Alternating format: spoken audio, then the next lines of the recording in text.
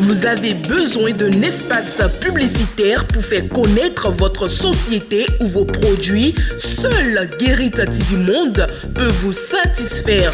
Pour tout renseignement, contactez le 00229 91 19 10 10. Guérit TV Monde, le leader des web TV.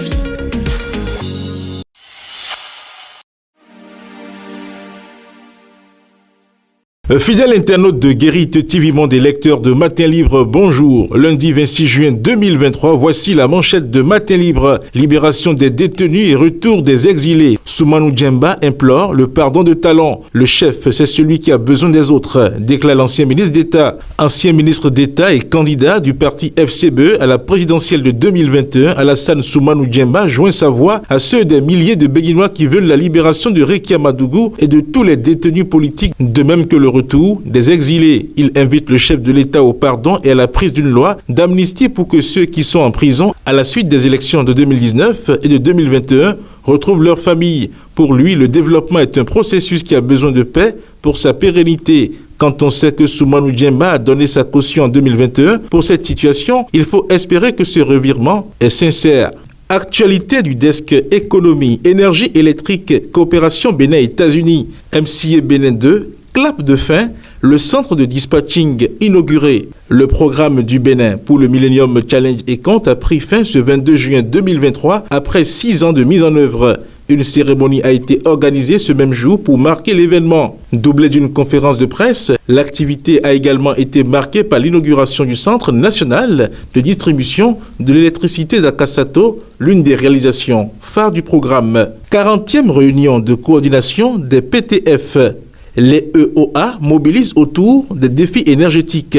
Les travaux de la 40e réunion de coordination des partenaires techniques et financiers du système d'échange énergétique électrique ouest-africain se sont déroulés vendredi 23 juin 2023 à Golden Tulip Hotel à Cotonou. La présente assise, qui vise à remobiliser les partenaires techniques et financiers autour des défis énergétiques dans la sous-région, s'est déroulée en présence du secrétaire d'État à l'énergie du Bénin, Edouard Dahomey. Au desk sport, à présent, démarrage du championnat professionnel de handball. 6 équipes féminines et 9 masculines au départ. La saison 2022-2023 sera lancée mercredi 12 juillet prochain. 6 équipes féminines et 9 masculines sont sur la ligne de départ. En marge de cette compétition statutaire de la Fédération béninoise de handball, la présidente de la Ligue nationale professionnelle de handball, Clarisse Ronzali Rungbeji, a tenu une séance avec les clubs professionnels engagés. C'était vendredi 23 juin 2023 au siège de l'instance.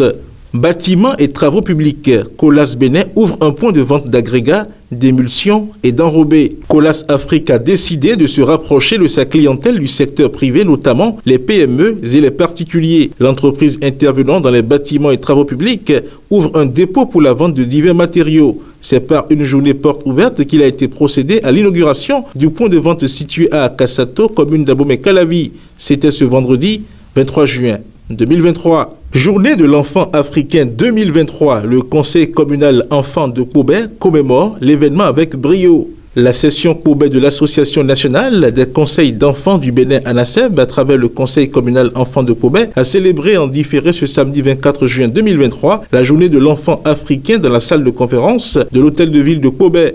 Instituée depuis 1991, la Journée mondiale de l'enfant africain offre l'occasion aux enfants d'interpeller les dirigeants sur le respect et la promotion des droits des enfants. Les festivités de cette célébration ont été lancées par les mots de bienvenue du maire, enfant de la commune de Koubé, qui a saisi l'opportunité pour remercier ses collègues conseillers pour leur disponibilité à agir dans la défense des droits des enfants. Pour finir, à présent, circulation des biens et des personnes. Le pont enjambant le fleuve Sota au nord du Bénin en péril. Fidèle internaute de Guérit TV Monde et lecteur de Matin Libre, le contenu de votre quotidien en sa parution du lundi 26 juin 2023 vous est ainsi livré. À demain.